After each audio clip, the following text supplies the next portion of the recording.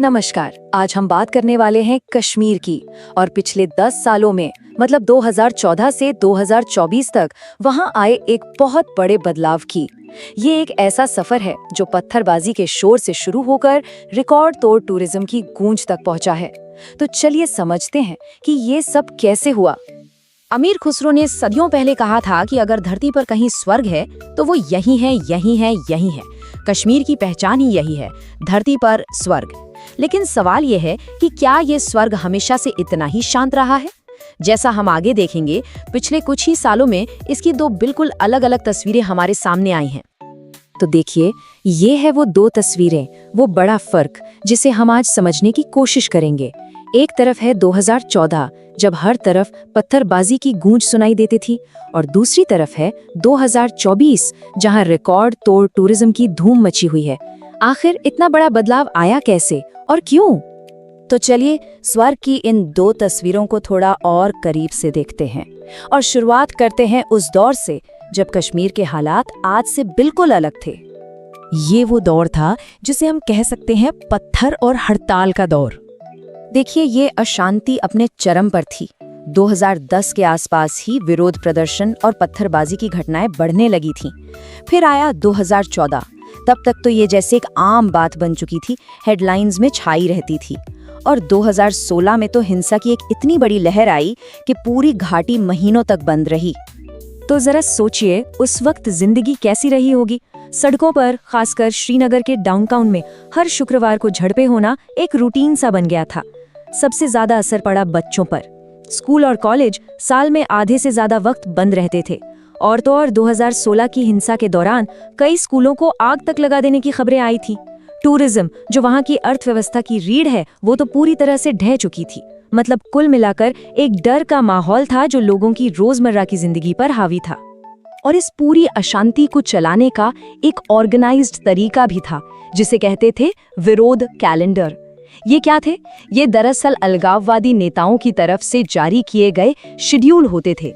यही तय करते थे कि घाटी में किस दिन हड़ताल होगी, कब प्रदर्शन होगा और कब सब कुछ बंद रहेगा। आप अंदाजा लगा सकते हैं कि उस वक्त आम जिंदगी पर कंट्रोल किस लेवल का था। लेकिन फिर धीरे धीरे हालात बदलने शुरू हुए। एक ऐसा टर्निंग पॉइंट आया जिसने इस पूरे इलाके की कहानी ही बदल कर रख दी। चलिए देखते हैं कि वो निर्णायक मोड़ क्या था। और वो तारीख थी 5 अगस्त 2019। इसी दिन केंद्र सरकार ने आर्टिकल 370 को हटाया। ये वही प्रावधान था जो जम्मू और कश्मीर को एक स्पेशल स्टेटस देता था। इस एक फैसले को इस पूरी कहानी में एक ऐतिहासिक मोड़ के तौर पर देखा जाता है। इस बड़े पॉलिसी चेंज के बाद जमीन पर दो बहुत बड़े एक्शन हुए। पहला, ओवरग्राउंड वर्कर्स यानी OJWs के नेटवर्क पर बहुत सख्त कार्रवाई की गई। ये वो लोग थे जो पर्दे के पीछे से इन विरोध प्रदर्शनों को सपोर्ट देते थे, इन्हें चलाते थे। और दूसरा, नेशनल इन्वेस्टिगेशन एजेंसी यानी NIA ने टेरर फंडिंग के नेटवर्क्स पर शिकंजा कसा। मतलब जो पैसा इन गतिविधियों के पीछे था, उसकी कमर ही तोड़ दी गई। तो इन सब एक्शन का नतीजा क्या निकला?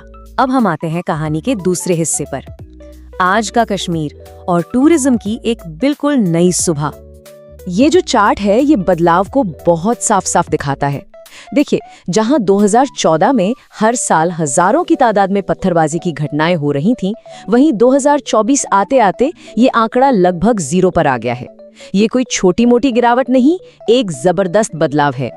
और जैसे ही शांति लौटी, उसका सीधा असर देखा टूरिज्म पर। 2022 में आजादी के बाद पहली बार एक नया रिकॉर्ड बना। 1.88 करोड़ टूरिस्ट कश्मीर आए। सोचिए, ये सिर्फ एक नंबर नहीं है, ये लौटे हुए भरोसे का एक बहुत बड़ा सबूत था। और ये तो बस एक शुरुआत थी। अगले ही साल यानी 2023 में ये आंकड़ा 2 करोड़ को भी पार कर गया। एक और नया रिकॉर्ड। इससे पता चलता है कि टूरिज्म में जो वापसी हुई है वो कितनी तेज और जबरदस्त रही है। सिर्फ आंकड़ों की बात नहीं है, नॉर्मल होती जिंदगी के निशान अब हर तरफ दिखने लगे हैं। श्रीनगर ने मई 2023 में G20 टूरिज्म मीटिंग को सक्सेसफुली होस्ट किया। 30 साल के लंबे इंतजार के बाद वहां पहला मल्टीप्लेक्स खुला। सिनेमा के पर्दे फिर से रोशन हुए। पोलो व्यू जैसे बाजार अब देर रात तक गुलजार रहते हैं। और वो मशहूर लाल चौक का क्लॉक टावर अब वो तिरंगे की रोशनी में जगमगाता है। शायद सबसे बड़ा बदलाव जो आया है वो युवाओं की सोच में आया है। एक वक्त था जब हाथों में पत्थर थे और आज उन्हीं हाथों में लैपटॉप हैं। नए नए बिजनेस आइडियाज हैं। आज का युवा एंटरप्रेन्योरशिप, स्पोर्ट्स और सोशल मीडिया इन्फ्लुएंसर बनने जैसे नए रास्तों पर आगे बढ़ रहा है। इस नए माहौल के साथ साथ इंफ्रास्ट्रक्चर पर भी जोर शोर से काम हो रहा है। दुनिया का सबसे ऊंचा रेलवे ब्रिज, चेनाब ब्रिज, अब बनकर तैयार है। जम्मू श्रीनगर हाईवे पर नई सुरंगें बनने से सफर आसान हो गया है और श्रीनगर में झेलम रिवर फ्रंट को भी एक नया रूप दिया गया है। तो इन सभी बदलावों के बाद कश्मीर का भविष्य कैसा नजर आता है? चलिए आगे की राह पर एक नजर डालते हैं। लेकिन क्या इसका मतलब है कि सारी चुनौतियां खत्म हो गई हैं? नहीं, ऐसा नहीं है। कभी कभार टारगेट किलिंग जैसी आतंकवादी घटनाएं अब भी होती हैं, पर सबसे बड़ा फर्क ये आया है, और ये बहुत जरूरी बात है, कि अब इन घटनाओं को लोकल पब्लिक का सपोर्ट नहीं मिलता। पहले ये एक बहुत बड़ी चिंता हुआ करती थी।